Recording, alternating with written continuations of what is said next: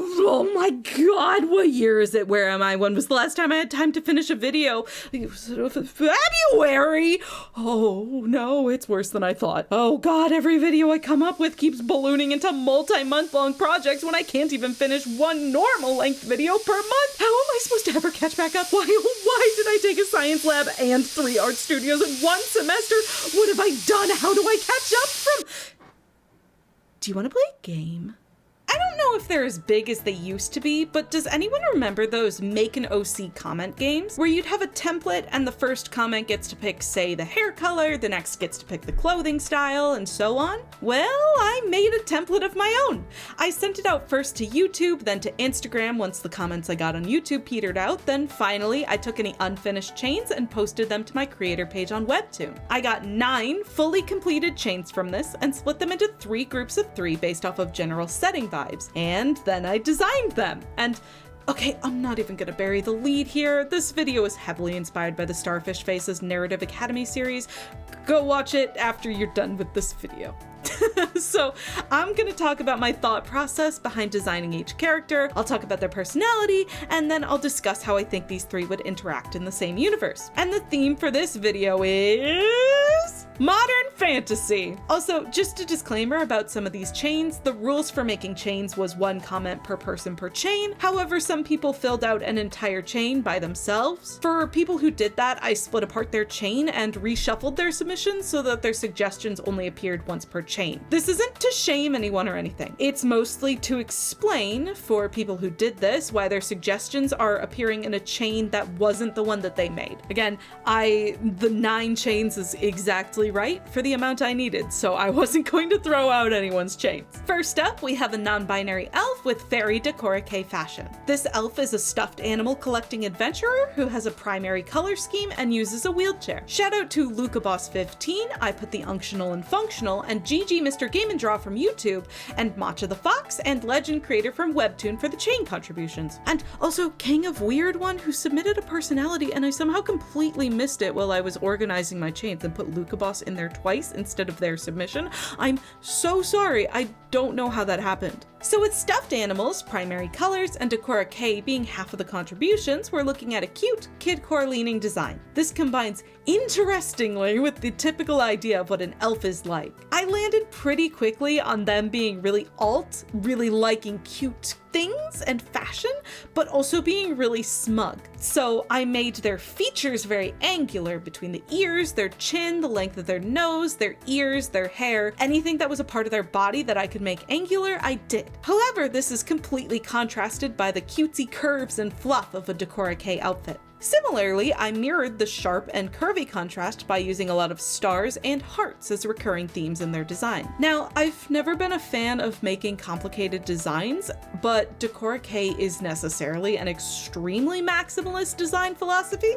One thing I noticed with basically every image I saw during my research was flat cut bangs that are absolutely loaded up with hair clips and headbands and bows and whatever else can be attached from the bottom of the bangs to the top of the head. I put as many accessories as I could draw without losing my mind into the hair, with a special focus on bang accessories. I think that I used up all of my accessory patience with the hair though, because the rest of the design ended up being a lot plainer, mostly just a cute sweater, a t-shirt, because I noticed that bkomei is very similar to scene fashion in that they just like normal t-shirts, and a big fluffy skirt. Their color scheme was pretty set from the start. Primary colors is already a full palette, and I'm an artist who prefers to limit her palettes to as few colors as she can get away with. For these designs, I planned out their palettes with a grayscale value map. Though a lot of my reference images used the full rainbow of colors, I managed to get away with just the base red, yellow, blue, 2 whitish colors, 1 blue, 1 salmon, and a dark blue for the darkest hues. Technically, in my research, I think fairy bkomei is supposed to be pastels, but when people say primary colors, they usually don't mean pastels.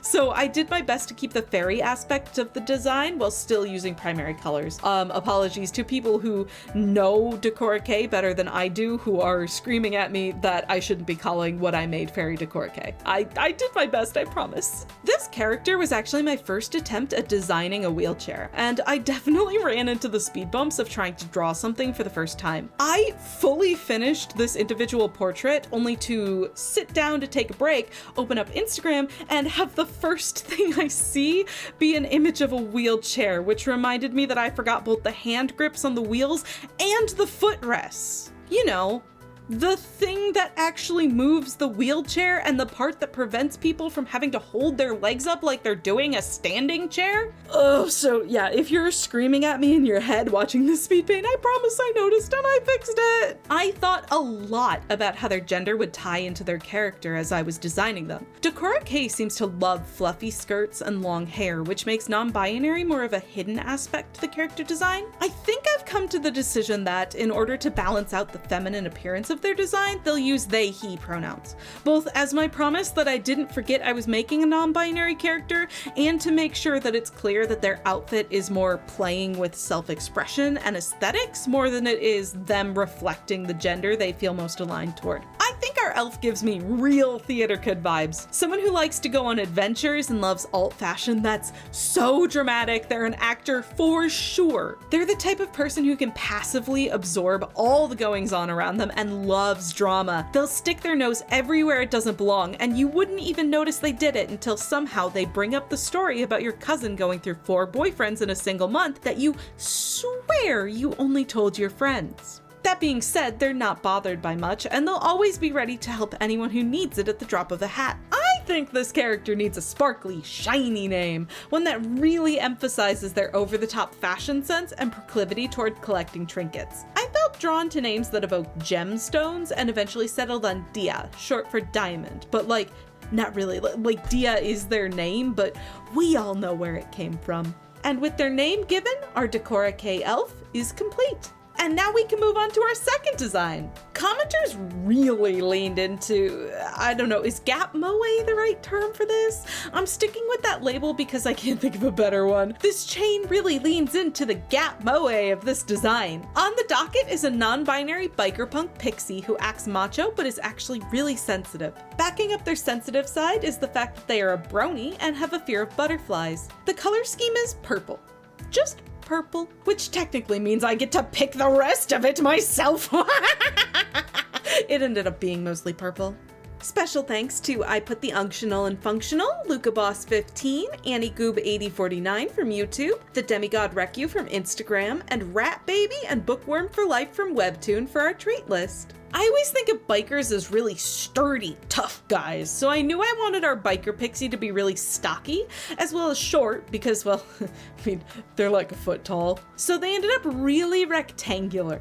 Now, the first thing that comes to mind when I think of punk is spikes. Spiky and sharp and piercings and torn up clothes, so I made sure to include as much of that as I could. From their hair being an undercut, to their collar being covered in spikes, to their ears having gauges big enough to stick a finger through, I made sure they were as spiky and intense looking as possible. I think my favorite little detail is them having wing piercings. I've made a lot, and I mean a lot, of fairy designs in the past, and somehow this is the first time I've ever considered doing that. I mean, logically they wouldn't be able to fly with those in, but magically they're magical and they fly with magic, so why can't they have piercings in their wings? I made the wing piercings normal human-sized versus the fairy-sized piercings on their main body. I think the idea of them scrounging around and finding human earrings for their wings because the wings have more surface area to work with is really silly and kind of cute. I also have experience as brony, so I did my absolute best to bring the brony aspect into their design. I made a hair and body color reversed legally distinct Fluttershy for their shirt, gave them some cutie mark patches that I forgot to add until after the video was recorded, oops, and some of those, you know those rubber bracelets that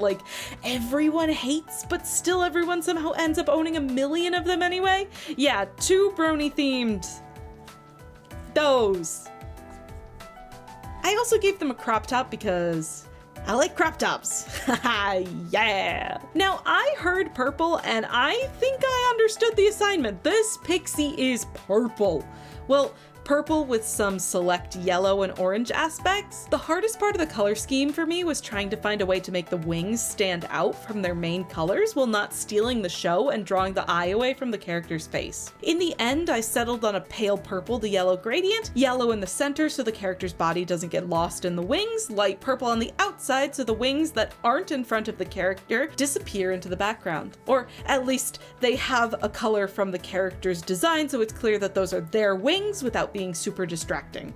I think that the macho but with a sensitive side personality trait encapsulates their deal pretty well, but I can do my best to elaborate. Obviously, the sensitive side isn't as hidden as one might think, considering they broadcast their love of a kid's show on their clothes. They do, however, want to be seen as tough. They can and will pick fights with anyone and everyone, despite the fact that they are like a foot tall and could literally be taken out by someone just grabbing them with a single hand. I'm not sure if pixies ride motorcycles, but maybe they have something similar to biker gangs where they put noisemakers on their wings and fly around, because one can't have a motorcycle aesthetic without the motor sound. That's the essential part, not the actual motorcycles themselves. I would know. I'm from Milwaukee.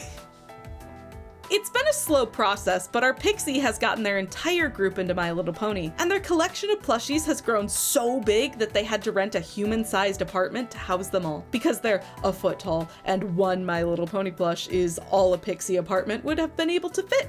Unfortunately, I wasn't able to show the fear of butterflies in their design because, well, they hate butterflies. Why would they do that? So I did my best to portray their hatred of butterflies with their portrait, key art, whatever the speed paint is of. I think the fear of butterflies is interesting for a pixie. I mean, that'd have to be the equivalent of a human who is afraid of dogs size-wise, right? I feel like it's a perfectly valid fear for someone who probably is the size of some larger butterflies or moths. Doesn't make a fear of them while putting on a macho exterior less funny though. Butterflies are living art pieces with noodle mouths. Upon pondering some name options, I settled on Van. Why?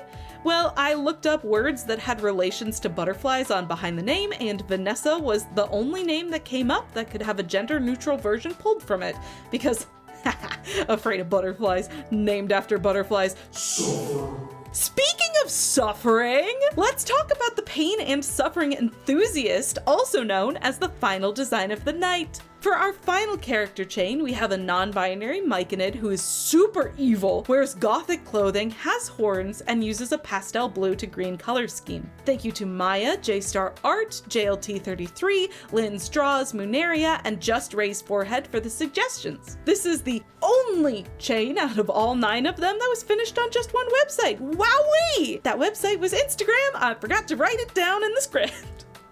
Alright, so full disclosure, I fully sketched out this design, had a solid idea for their colors in my head, made my grayscale plans, went to double check the chain, and discovered that their colors are just about the only palette you can't make super dark. You'll see that in the next section of the video where I show the grayscale plans, so, you know, when you see it, point and laugh at my pain. I've never been a mushroom enthusiast, so the species I know are, those red and white spotted ones, the brown ones that grew in my yard that one time, and pizza ones. But I was given a directive to add horns to a mushroom person, and, well, I wanted to base my design off of an actual horned mushroom. So I just Googled horned mushroom. And wouldn't you know it, one of the results, well, not really fitting the bill of having horns, definitely looked like something that would work well to make both long, flowing, single eye covering gothic hair and long, flowy, lacy gothic clothing. The mushroom is called the Horn of Plenty, and I used it basically everywhere in the design I could. The Myconid even has a hole in the center of their head like a Horn of Plenty does. Where is their brain? I don't know, do Myconids even have brains? They're sentient spore growths. Now, while I don't remember the exact name of the mushroom I ended up picking for the horns of the Myconid, I did discover like 12 species of white coral mushroom, which were perfect to give this Myconid antlery looking horns. I guess they're a pronghorned Myconid. I'm a big fan of how I approached the Myconid's body. I went with something emaciated and tall. They're super thin, and though I assume they don't have bones, it looks like you can see their knee joints. They have a long stretched neck that never fully straightens because they're evil. They could if they wanted to. They don't want to though, because they care about their image. And I gave them a little turtly mouth with the little lip overhang thing. A truly evil visage. And of course, their clothes. Gothic clothes are pretty open-ended since there are like at minimum 5 different time periods that all used the word Gothic to describe their fashion, but I tried to do something modern. Though I suppose it could work for something older too. I didn't go full Hot Topic aesthetic goth, mostly because I didn't want to put that much detail into it. I hate detailed designs. I imagine their clothes are just like them, like they grew them. It's their skin? At the very least, it's made of Horn of Plenty shaped spouts, just like their hair. I do also want to give a shout out to Dendro from the comic Muted. It wasn't intentional, but the stripes I gave to their hands and feet definitely look like hers. My bad! Shout out to Miranda Munt. I'm thinking any story these 3 in particular would end up in together would be lighthearted and comedic, which means a super evil character wouldn't really fit. But you know who would fit? Someone kind of like Susie from Little Witch Academia. Our Myconid here is a plotting, scheming little freak, but they never actually act on any of their threats or plans. They're kind of like Dr. Doofenshmirtz. They talk about things like being the monarch of darkness and the future doom of the entire world. But truthfully, the most they do is pull a few pranks on people and run off giggling maniacally, if the person who gets pranked notices it was them who did it at all. After doing some digging on behind the name and finding that there are no names that have spore or fungus or mushroom in their meanings, I opted to search for older sounding names to go with the Gothic tone and found Melia. It's a name that means ash tree and comes from the word honey, and you know what? That's close enough to a mushroom for me! Melia it is! And now that we have the team all designed, let's put them together! And actually, I designed all 3 of them at once on the same canvas to make sure they did look good together, so the recordings are going back in time here. You can fully see my design process with the next section, which, to be fair, was just kind of winging it because I am so far behind my production schedule, please help. I really deliberated how I wanted these 3 to know each other. The obvious answer would be high school, but I'm an adult who has been out of high school for almost a full decade now, and I really don't care for high school stories anymore. Fancy that. Yes, as the intro mentioned, I am currently in college. Don't worry about it. I'm doing fine. Speaking of college, I considered that as well, but I don't know. I feel like in college, it's really easy to stay isolated from people who aren't your personal preference, like the type of people you'd normally hang out with. And these 3 would likely not have met each other if they weren't forced to. Whether or not they get along now is irrelevant to this. I considered maybe they all worked customer service together, like retail coworkers who are just done with it all and got together as friends because they're the alt ones. But that didn't feel right either, and it's totally not because I currently work in retail and I did not want more of my job but in fictional form. Also, they're magical creatures. Shouldn't their setting have some more whimsy? It wasn't actually until I was writing out Dia's part of this video that it hit me. Oh my god, they all work at a community theater. It's perfect! What other setting would bring so many people who love alt fashion and have quirky personalities together like a theater? Art school. I beat you to it, commenter.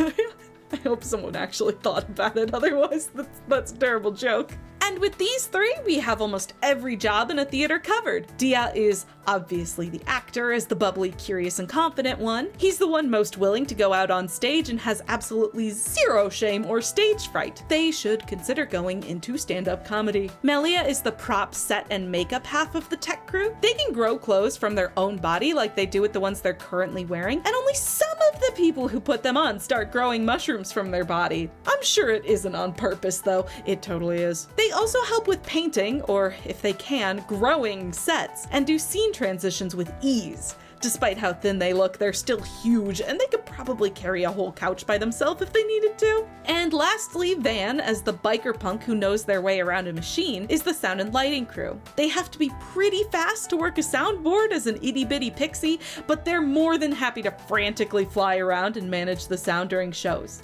They're also stronger than they look, bug style, and can help set up the spotlights and other various electricity-related effects. I think Dia and Van get along extremely well. Dia is the sort of actor who loves to make sure everyone feels included and regularly stops by Van's workstation to chat before shows and after rehearsal. Dia is friendly but not overbearing in a way where Van, who has a tendency to be snappy, doesn't find him annoying to be around at all. Dia also collects all kinds of plushies and has a ton of My Little Pony ones, which he regularly lets Van borrow. And sometimes even lets Van keep them if they seem like they really like a specific one. The plushies are as big as Van, but that doesn't stop them from flying away with them and taking them back to their house to use as a massive pillow. Melia, on the other hand, isn't exactly friends with these two. They're certainly aware that they exist and work there, but if this were a TV show, Dia and Van would have the A plot, while Melia has the B plot. Their stories connect occasionally, but usually Melia can function without them. Dia and Van have heard their mutterings and know that they seem evil, but they don't really believe that Melia is serious about any of the stuff they say. They simply assume that Melia is an edgy goth who loves to do and say edgy goth things and laugh it off when Melia is out of earshot. However, Melia's big evil scheme is to use the plays and the theater as propaganda to influence the people of wherever they live to let them take over the world one play at a time. They're aiming to be the director, and once they get that position, Dia and Van will have to deal with their antics, because all of a sudden the show's got a lot edgier. And that's our first set of 3. I hope you enjoyed this video. I will admit this comes from a sort of, I need something quick to make because I've fallen so far behind and I need to make enough videos now that I can keep posting throughout next semester so I don't have a repeat of what happened this year. But I hope that as these videos go on, I'll figure out the rhythm they need to follow to be as fun as possible. And of course, you're more than welcome to make comment chains in the comments below for future videos like this one. This is probably a really good idea to keep in my back pocket in case I get really behind schedule or am really busy again. Just remember, 1 comment per person per chain, with the first comment being species, the second being gender presentation, the third being personality, the fourth being clothing style, the fifth being color palette, and the sixth being a preferably visual wildcard trait. I love designing characters, so this was a really fun exercise, and I'll definitely make more of these in the future. I mean, I've already mentioned I have 2 more coming. But until then, I'll see you hopefully next month, assuming my summer video crunch plan works. Hopefully it won't be with one of these like character design videos. I'm hoping to space them out a little bit more. I have a few videos in the works, including one clan gen one and one just talking about my OCs that I can't make money off of before the channel gets monetized. So those are also coming down the pipeline. And as always, read more webcomics. And I'll see you next time. Bye!